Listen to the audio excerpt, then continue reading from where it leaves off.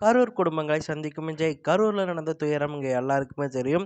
அந்த துயரத்திற்கு பிறகு எப்ப விஜய் அவர்கள் பாதிக்கப்பட்ட குடும்பங்கள போய் பார்ப்பாரு அப்படின்னு சொல்லிட்டு தான் தாவேகா உறுப்பினர்களும் சரி, தாவேகா ஆதரவாளர்களும் சரி, மக்களும் சரி காத்துக்கிட்டு இருந்தாங்க. இதற்கு நடுவுல கரூர்ல மண்டபங்கள் கிடைக்கல. அதனால கரூர்ல வச்சு அந்த மக்கள பார்க்க முடியாது. அதனால சென்னைக்கே கூப்பிட்டு வரப்போறோம் அப்படின்னு சொல்லிட்டு சில பேச்சுக்கள் எழுந்துச்சு. இதுக்கு நெறைய கண்டனங்கள் வந்துருந்துச்சு. நம்மளே காட்டமான விமர்சனத்த முன் வச்சு ஒரு வீடியோ ஒண்ணு போட்டிருந்தோம். அதுல நெறைய பேர் நம்மள ரூ. 200 ஊப்பி அப்படின்னு சொல்லிட்டு சொல்லியிருந்தாங்க. அதுக்கு நான் எண்டுல வந்துட்டு பதிலடி குடுக்குறேன்.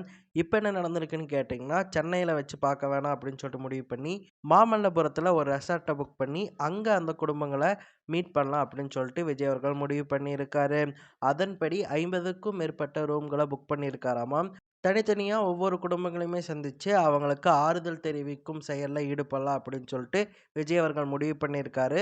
ஒட்டுமொத்தமா மண்டபத்துல வச்சு பார்க்காம, இந்த மாரி ரூம் ரூமா போய் பார்க்கலாம் அப்படின்னு சொல்லிட்டு முடிவு பண்ணியிருக்காரு. அது ஒரு நல்ல முடிவா தெரியுது.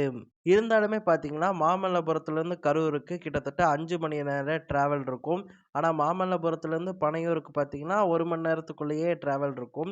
எதுக்காக அவங்களுக்கு தூரமா இருக்கு அப்படிங்கிற கேள்வியும் நம்ம முன் வைக்கிறோம். எது எப்படியோ ஒரு வழியா சந்திச்சு முடிங்க. முடிச்சுட்டு அரசியல் களத்துக்கு வாங்க.